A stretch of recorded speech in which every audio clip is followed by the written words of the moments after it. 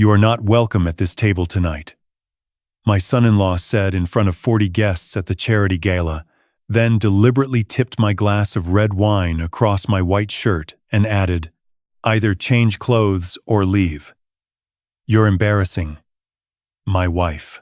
I set down my fork, smiled, and quietly asked the head waiter to bring me the bill for every table in the ballroom. When the maitre d' returned 30 minutes later, with an invoice for $24,000 and slid it toward my son-in-law instead of me, the color drained from his face, and his hands began to shake so badly he couldn't hold the leather folder. Stay with me until the end of this story. And tell me in the comments which town in New Zealand you're listening from, because I want to know how far this story has traveled. My name is Hamish Brennan. I'm 67 years old, and I've spent 43 of those years on a small fishing boat out of Bluff, hauling crayfish from the cold green water of Foveaux Strait. My hands are scarred from ropes and salt and the occasional careless knife. My back is bent slightly from too many years of leaning over a winch. I've never owned a tie. I didn't borrow. So when I stood there in the grand ballroom of the Heritage Hotel in Queenstown that Saturday night in late autumn, with shiraz dripping off my collar and 40 pairs of eyes fixed on me, I should have felt exposed. Naked. Small. The way my son-in-law clearly intended. Instead, something inside me went very still. The kind of stillness you feel on the boat just before a southerly comes in, when the gulls all stop calling at once, and you know that whatever happens next is going to change the shape of the day.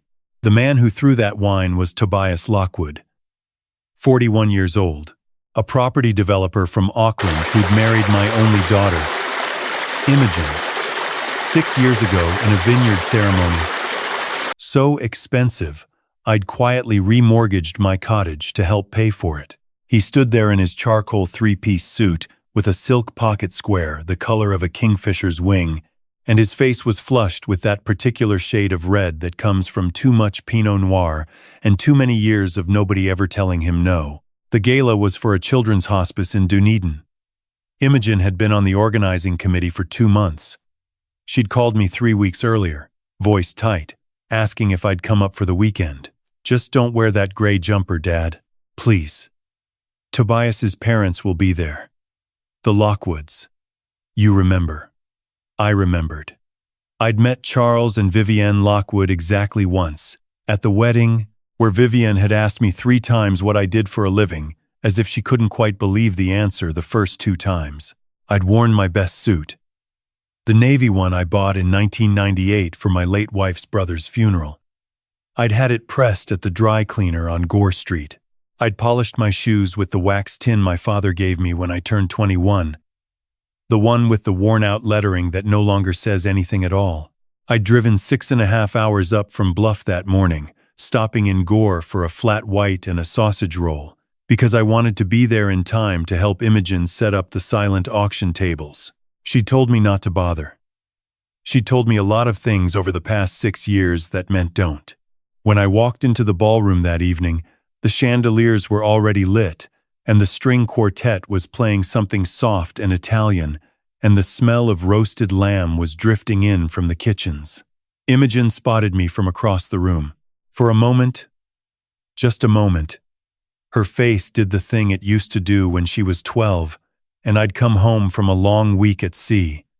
Her eyes lit up. Then she remembered who she was now, and she smoothed her face into something polite and worried, and she came over almost at a run. And the first words out of her mouth were, "Dad, you're early. The Lockwoods aren't even here yet. Please don't wander." I didn't wander. I sat at the table she pointed me to, table 7, 3 away from the head table, where she and Tobias would be hosting his parents and the hospice trustees. I drank a glass of water. I made small talk with a kindly older couple from Wanaka who turned out to be retired teachers. I waited. Tobias arrived half an hour later, already loud, already loose. His parents trailed behind him, looking like they'd stepped out of a magazine about boats none of us would ever own. He worked the room like a politician, shaking hands, kissing cheeks, laughing too long at jokes that weren't funny. He didn't come to my table. He didn't even look at me. Halfway through the main course, the hospice director gave a short speech, thanking the donors. He singled out the Lockwood family for their generosity. He singled out Imogen for her tireless work. Then, almost as an afterthought, he said something kind about how it was lovely to see family from across the country come down to support. And he gestured vaguely in my direction. A few heads turned. Tobias's head turned too. I saw the moment something curdled in him. I'd seen it before. At Christmas dinners and birthdays, and that one disastrous Easter, when he'd made a joke about the smell of fish that hung around me, even after I showered. The look on his face was the look of a man who has just been reminded that something he thought he'd swept under the rug is still in the room. He picked up his glass of red, walked the long way around the table, came up behind my chair, and poured the entire contents down my back. Then, while I was still gasping from the cold of it, he stepped around in front of me, picked up my own glass, and tipped it slowly across my chest. "You are not welcome at this table tonight," he said, loud enough that the string quartet faltered. "Either change clothes or leave. You're embarrassing my wife." I will never forget the silence that followed. It wasn't empty. It was full. Full of held breaths and lifted forks, and the faint clink of someone's earring against a wine glass as they turned to look. Full of the retired teachers from Wanaka staring at their plates. Full of Vivienne Lockwood, 2 tables away, slowly raising a napkin to her mouth to hide what looked very much like a smile. And full of my daughter, standing by the head table with one hand on the back of her chair, her knuckles white, her eyes filling with tears, her mouth opening and closing and not making a single sound. 6 years. 6 years I had swallowed every slight. 6 years of being seated at the back of every family photograph, of being introduced as Imogen's father. He's in fishing the way you might mention a distant cousin who's done time. 6 years of pretending it didn't matter when Tobias forgot my birthday. When he scheduled family weekends on dates he knew I couldn't drive up for. When he laughed about my accent in front of his Auckland friends and told them, "Dad-in-law's from down the deep south, you can hardly understand him." 6 years of telling myself that keeping the peace was the same thing as keeping my daughter. But that night, with cold wine running down my spine and 40 strangers watching me decide what kind of man I was, I understood something I should have understood a long time ago. Peace bought with your own dignity isn't peace. It's just a quieter kind of war, and you're losing it one breath at a time. I picked up my linen napkin. I dabbed at my chin. I stood up slowly, and I smiled at Tobias, and I saw something flicker in his eyes that he hadn't expected to see in mine. "I'm not leaving," I said. My voice didn't shake. I was as surprised as he was. "And I'm not changing. But I will be having a word with the maitre d'." I walked, calm as a man strolling along the harbor at low tide, to where the head waiter was standing frozen by the kitchen door. He was a thin young fellow, 25 at most, with kind eyes and an accent I placed somewhere near Christchurch. I asked his name. Daniel. I asked him how many guests were in the ballroom that evening. 160, sir. I asked him what the average plate cost was. He swallowed and said, "Around 120, sir, with the wine pairings." "Right then, Daniel," I said, taking out the leather wallet I'd carried since 1989. The one Margaret bought me the Christmas before she got sick. "I'd like to settle the bill for every guest in this room tonight. Every starter, every main, every dessert, every bottle. Add a 20% gratuity for the staff. And when you bring the invoice, bring it directly to my son-in-law at the head table, Mr. Tobias Lockwood. Make sure everyone sees you do it." Daniel stared at me. "Sir, that's going to be more than $20,000. I know exactly how much it's going to be, son. Bring me the bill in 30 minutes. I went back to my seat. I didn't change my shirt. I sat in my wine-stained suit, and I ate my lamb. And I listened to the kindly retired teachers from Wanaka, who had now decided I was the most fascinating man they'd ever met. Ask me about life on a crayfishing boat. I told them about southerlies and about the seal that had once climbed onto my deck and refused to leave for 2 days. I made them laugh. Across the room, Tobias was holding court with his parents and the trustees, but his eyes kept flicking back to me, and his laugh was getting thinner and tighter. 30 minutes later, Daniel walked across the ballroom carrying a black leather folder. He walked past my table. He walked straight to the head table. He bent down beside Tobias's chair and said, in a voice loud enough to carry, "Mr. Lockwood," the invoice for the entire room. "Mr. Brennan asked that it be presented to you directly." Tobias opened the folder. I watched him read the number. I watched him read it again. I watched the color leave his face, the way water leaves a beach when the tide pulls out fast and unexpected. $24,360. He looked up. He looked at me. He looked at Imogen. He looked back at the folder. His hand was shaking so much that the page made a soft, fluttering sound. "There must be some mistake," he said. "No mistake, Mr. Lockwood," Daniel said politely. Mr. Brennan was very clear. I stood up. I walked across the ballroom. I stopped at the head table. I took the folder gently out of Tobias's hands, signed the bottom of it with my own pen, added a $5,000 tip for the staff in my own handwriting, and handed it back to Daniel. "Thank you, son. The card on file at the front desk will cover it." Then I turned to my son-in-law, and I said, in a voice that wasn't loud but that the whole table heard, "Enjoy the rest of your evening, Tobias. The lamb is very good." I walked out of that ballroom, through the lobby, out into the cold Queenstown night where the lake was black and silver under a thin moon. I got into my old Hilux, and I drove the 2 hours back to the motel I'd booked in Cromwell, and only when I pulled into the car park did I let my hands shake. They shook for a long time. I sat in the dark with the engine ticking as it cooled, and I didn't feel triumphant. I felt hollow and old and very, very tired. But underneath the tiredness, faint as the first light over the Takitimu Mountains in winter, there was something else. Something I hadn't felt since Margaret died.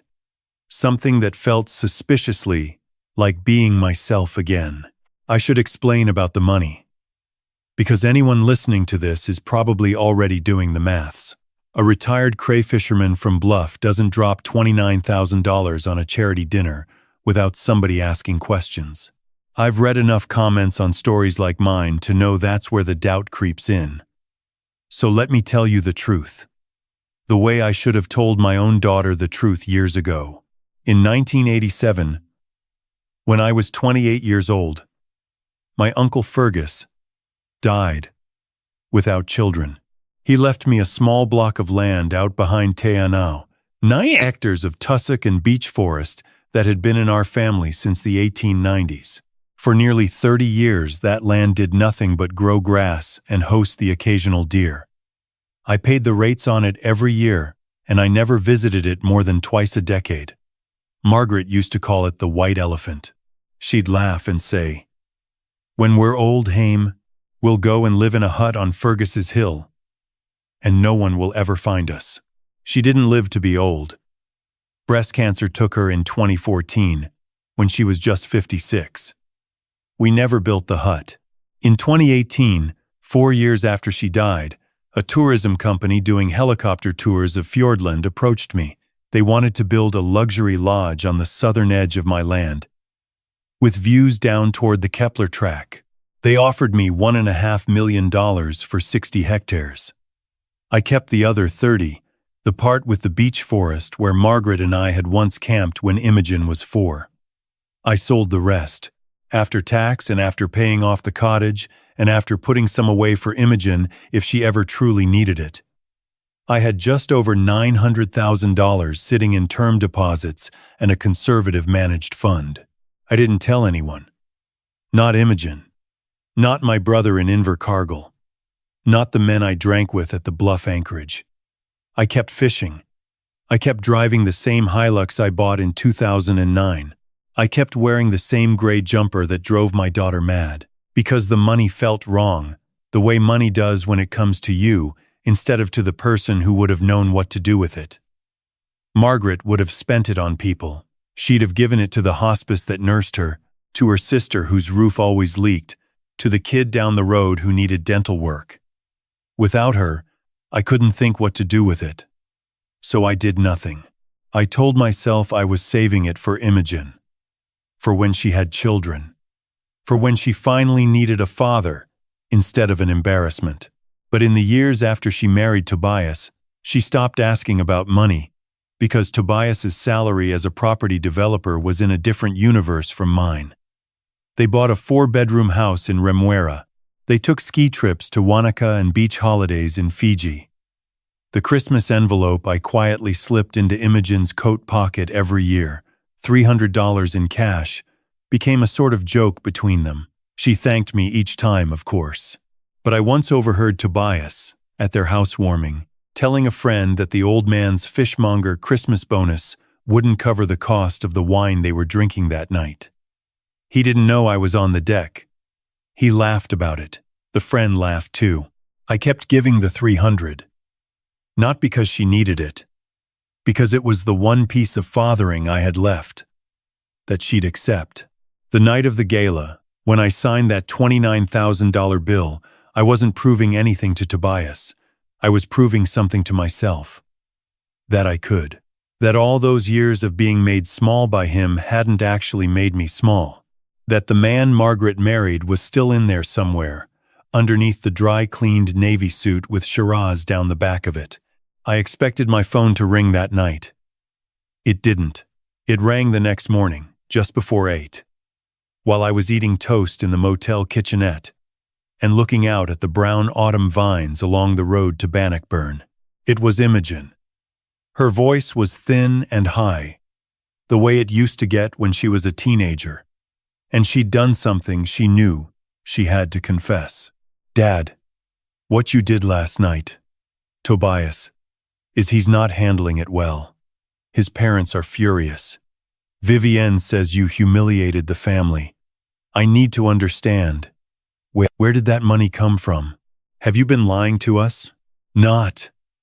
Are you? All right. Not. I'm sorry he poured wine on you in front of 200 people. Not. I should have stood up for you. And I didn't.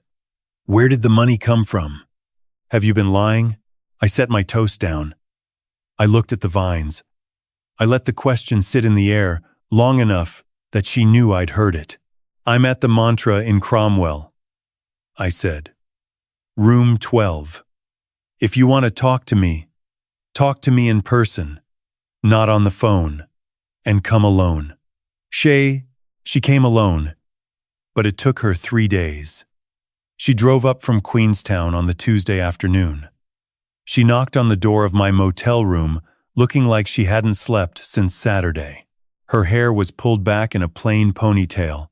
No makeup, jeans, and a wool jumper instead of the silks and cashmeres she'd taken to wearing. She looked 35 again instead of 41. She looked like my Imogen. I made her a cup of tea, the proper way, with the bag in long enough to actually taste of something. We sat at the small motel table by the window. "Tell me," I said. So she told me. And what she told me made the cold autumn light coming through that window feel even colder. Tobias's property development business, the one that had paid for the Remuera house and the ski trips and the gala tickets, had been in trouble for nearly 2 years. He'd over-leveraged on a townhouse project in Hamilton that hadn't sold the way the spreadsheets predicted. He'd been borrowing from one project to plaster over the holes in another. Imogen had known about the cash flow problems for about 10 months.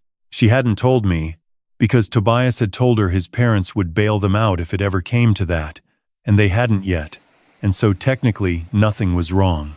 But 2 weeks before the gala, the IRD had contacted him about discrepancies in his GST returns going back 3 years. Not a small amount. A bit over $400,000 in unpaid tax, plus penalties and interest that would push it close to $600,000.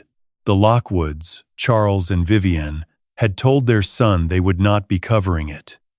Vivienne had apparently said, in front of Imogen, that this was what came of marrying down, that a Brennan wife wasn't going to attract the sort of investors a Lockwood wife would have. And then I, the Brennan in question, had walked into their charity gala in a navy suit from 1998 and embarrassed Tobias in front of the only people in his life who still had the money to save him. He thinks you knew. He's been raging about it for 3 days. He says you must have been hiding money the whole time.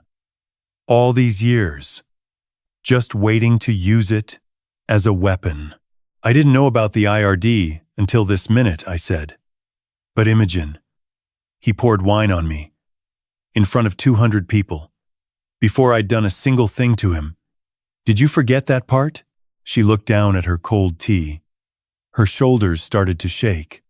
And then, finally, 6 years later than she should have, my daughter cried about her marriage in front of me. She cried for a long time. I didn't try to stop her. When she finally lifted her face, she looked at me and said something I wasn't expecting. He hits me, Dad. Not often. 3 times. Twice on the arm where it doesn't show, once across the face last March. He said it was the stress. He said he was sorry. I believed him each time. I'm so tired. I'm so tired of pretending that man is who I thought he was. I don't remember what I said next.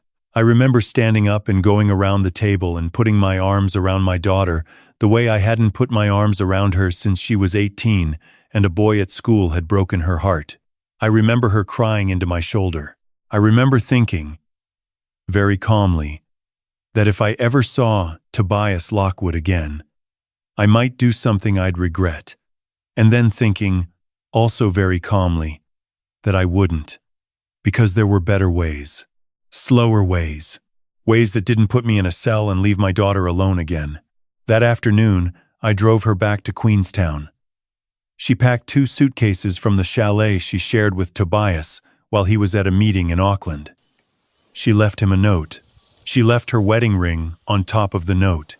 We drove south together as the sun went down over the Remarkables, and we didn't talk much, and we didn't need to.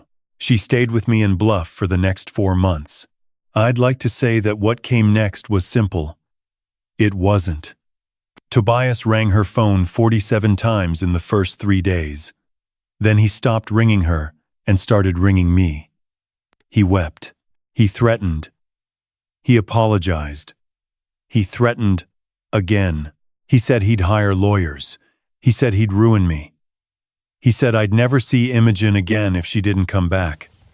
I let him talk. I listened to every word. And I didn't say anything, because I'd learned a long time ago on the boat that the loudest noise in a storm is usually the one that passes first. 2 things happened that I hadn't planned for. The first was that my old friend Murray Ngata, who I'd fished alongside for 30 years, had a nephew who worked at the IRD in Wellington. I didn't ask Murray to do anything. I didn't have to. Murray asked his nephew, of his own accord, what could be done about a man who'd hit his daughter. The nephew said nothing about that. But he did mention, mildly, that the file on Tobias Lockwood's GST returns had been escalated from a routine audit to something rather more serious, and that the figure in question had grown from 600,000 to nearly 900,000 once the investigators looked at the previous 5 years instead of 3. That information was already on its way to the appropriate people. Nothing I or Murray did made it happen. It was happening anyway. But it was good to know. The second was that the Lockwoods, Charles and Vivienne, came to see me. They drove down from Auckland in a rental car and showed up at my cottage on a wet Wednesday morning in July. They looked smaller than they had at the wedding. Vivienne's coat was the same brand it had been 6 years ago, but the cuffs were worn. Charles wouldn't meet my eye. They wanted me to convince Imogen to go back to Tobias. They wanted me to lend Tobias $400,000 to make a partial payment to the IRD. They wanted, Vivian said, to mend this family. She said it in the tone of someone who had practiced the line in the car. I made them tea. The proper way. I let them sit at my kitchen table and look at the photographs on my walls. The ones of Margaret on the boat, with a smile that could light a harbor. The one of Imogen at 6, holding up her first cray, grinning gap-toothed. The one of my parents standing outside the little church in Riverton on their wedding day in 1956. When their tea was nearly cold, I said, very quietly, "Your son hit my daughter 3 times. Once in the face. I don't know what kind of family you think I'm going to mend, Mrs. Lockwood, but it isn't yours." Vivienne started to say something. Charles put his hand on her arm. For the first time since they'd walked through the door, he looked at me properly. "I didn't know about that," he said. His voice had gone hoarse. "I want you to understand. I didn't know about that." "I believe you," I said. "But you knew about a lot of other things, and you said nothing. So drink your tea, Mr. Lockwood, and then please leave my house, and please don't come back." They left. I watched them drive away in their rental car down the gravel road toward Invercargill, and I felt nothing but tired. The IRD case finished in November. Tobias was charged with tax evasion, fined heavily, and given an 18-month sentence, suspended on condition of full repayment and 200 hours of community work. The property business was wound up. The Remuera house was sold to cover creditors. He moved into a 1-bedroom flat in Mount Eden owned by his mother. The divorce went through 6 months later. Imogen kept her own savings, which weren't much, and walked away with no settlement because there was nothing left to settle. She didn't go back to Auckland. She stayed in the South Island. She got a job at the visitor center in Te Anau, the small town nearest to Margaret's beech forest, the 30 hectares I'd never sold. On her days off, she'd drive out to the land and walk the old tracks her mother had walked when she was 4 years old. She told me, one evening on the phone, that being there made her feel close to Margaret in a way nothing else did. I told her the land was hers, if she wanted it. I'd been meaning to put it in her name for years. She cried. She said yes. We talked, properly, about the money. I told her everything. The uncle, the sale, the 900,000, the silence. She was quiet for a long time. Then she said, "Dad, I think I understand why you didn't tell me. I think if you had, I'd have spent it on the wrong things, with the wrong man, for the wrong reasons. I think you knew that, even if you didn't know you knew it. I don't know if she was right. But it was kind of her to say it." About a year after the gala, I got a letter, handwritten, from a Mount Eden address. Tobias. I almost binned it without opening. I opened it instead. It was 4 pages long. And it didn't ask for anything. It didn't ask for forgiveness. It said he'd been seeing a counselor through a court-mandated program, and that the counselor had been making him write letters he didn't have to send, just to see what came out. He said this was one he wanted to send, even though he expected nothing back. He said he had grown up watching his father treat his mother as a kind of decorative object, and that he had married my daughter, believing that was what marriage was, and that he had treated me the way he had because I represented something he had been taught his whole life to be ashamed of. Plain work, plain hands, plain people. He said he was sorry. He said he didn't expect me to believe him. I read the letter twice. Then I put it in the drawer of my bedside table, in the same drawer where I keep Margaret's wedding ring and the photograph of Imogen at 6 with her gap-toothed grin. I didn't write back. I didn't show it to Imogen. I might one day. I might not. Sometimes the kindest thing you can do for a person who has hurt you is simply to stop carrying them. It's been almost 2 years since the night at the Heritage Hotel. Imogen turned 43 last month. She lives in a small wooden house on the edge of Te Anau, with a wood stove and a vegetable garden and a black huntaway called Biscuit, who came from a friend of mine in Otatau. She has gone back to study, part-time, in environmental science. She volunteers 2 weekends a month at the Children's Hospice in Dunedin, the same one whose gala she organized in another life. She doesn't make much money. She has never been happier, and I have never been more proud of her. I still fish, though only 3 days a week now, and only in the warmer months. I'm 67, not 30. My back tells me what my pride won't. I've thought a lot about that $29,000. People around Bluff heard about it, of course. Small town. They tease me about it sometimes at the anchorage. They call me Lord Brennan and ask if I'll buy the next round of jugs. I always say no. I'm still careful with money. The night at the gala wasn't about the money. It was never about the money. So before I go, let me say a few things to anyone listening, especially the older ones among you, the ones who have spent a lifetime swallowing your dignity to keep the peace with people who never noticed they were taking it. The first thing is this: there is a difference between humility and humiliation. And the people who love you will never confuse the two. If someone in your family treats you in a way that makes you feel like less of a person year after year, and you have told yourself it doesn't matter for the sake of someone else, then you have been carrying a weight that was never yours to carry. Put it down. You don't have to throw wine back in anyone's face. You don't have to spend a single dollar to prove anything. But you do have to stop pretending. The pretending is what kills you. Slowly, but it kills you. The second thing is this: if your son or your daughter has married someone who treats you badly, please do not assume it is only you they are treating badly. The way a person treats their in-laws is the way they will eventually treat their spouse when they have run out of audiences to perform for. Pay attention. Do not look away. Your child may be hiding more from you than you can imagine, and the only way they will ever feel safe enough to tell you is if you have been steady and you have been kind and you have not made them choose. I came close to losing my daughter forever, not because I confronted Tobias too late, but because for 6 years I made peace with her marriage by being smaller than I was.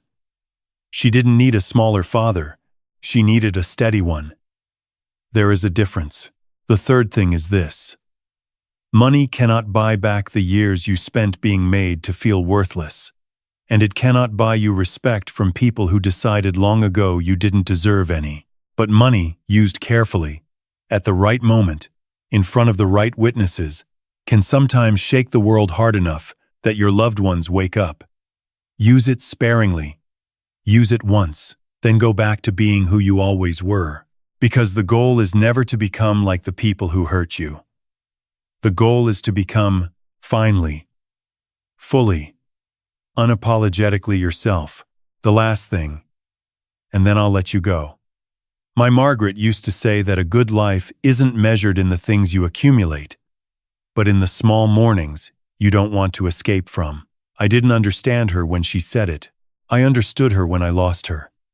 I understand her now every time my daughter rings me from Te Anau on a Sunday evening and tells me about her week. And Biscuit barks in the background, and the light over Fovo Strait is going pink and gold the way it has every autumn evening of my life. Margaret was right. About that. And about most things. If you've listened this far, thank you. Tell me in the comments which town in New Zealand you're from, or anywhere in the world really. I'd like to know how far this story has reached. And if you have someone in your life who has been making you small, perhaps tonight is the night you decide, quietly, in your own kitchen, that you are done shrinking. You don't need to throw the wine. You just need to stop drinking the wine they keep pouring on you, year after year, and calling it love. Take care of yourselves, and take care of the people in your life who taught you how to be steady. They won't be there forever. But while they are, sit with them, drink your tea while it's still hot, and mean it when you say thank you. This has been my story. My name is Hamish Brennan. Good night from Bluff.